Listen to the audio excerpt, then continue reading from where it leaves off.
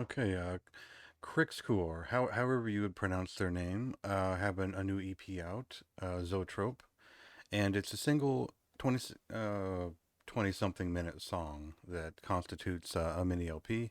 And there's enough detail in this thing to where I would consider it almost album worthy in terms of its like consideration as a whole. There's quite a lot of what I would consider musical content in there. It takes a while to build up naturally, and it reflects some of the lessons learned and the style honed on the Poison Palinopsia, the previous LP, which was one of my favorite records of that year.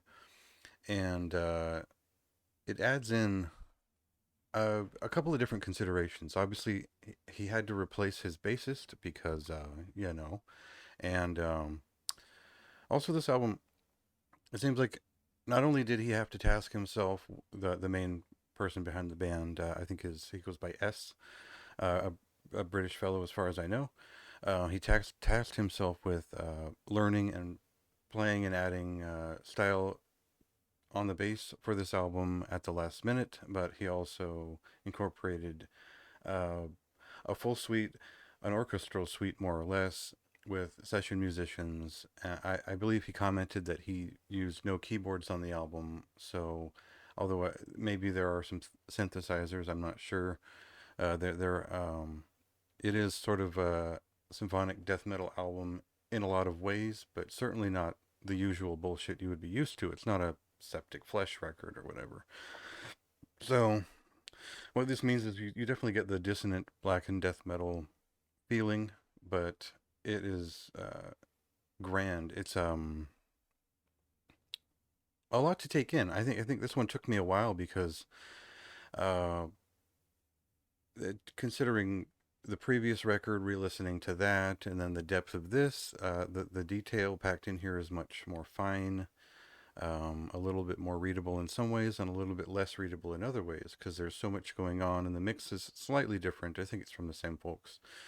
Um, but the choice of vocalizations and the orchestrated parts are they're not as distant as you would expect. All of it is sort of it's still a horror experience.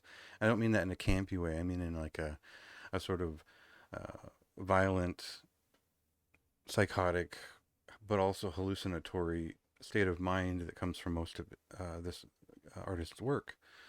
So it's still an avant-garde sort of death metal abstraction, which still has riffs. A lot of this is a little bit buried by just the symphonic side of the whole experience.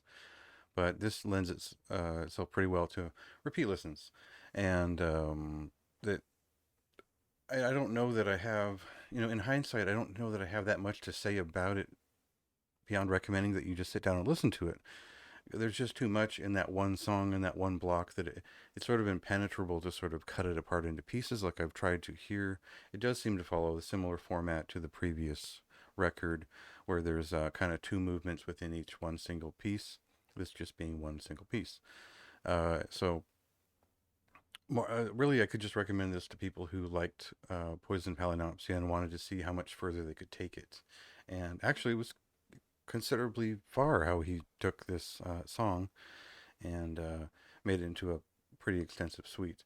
So, um, yeah, there's more details in the review if you want to get to it. This is one of my higher rated records of December, and I think the first one I'm covering.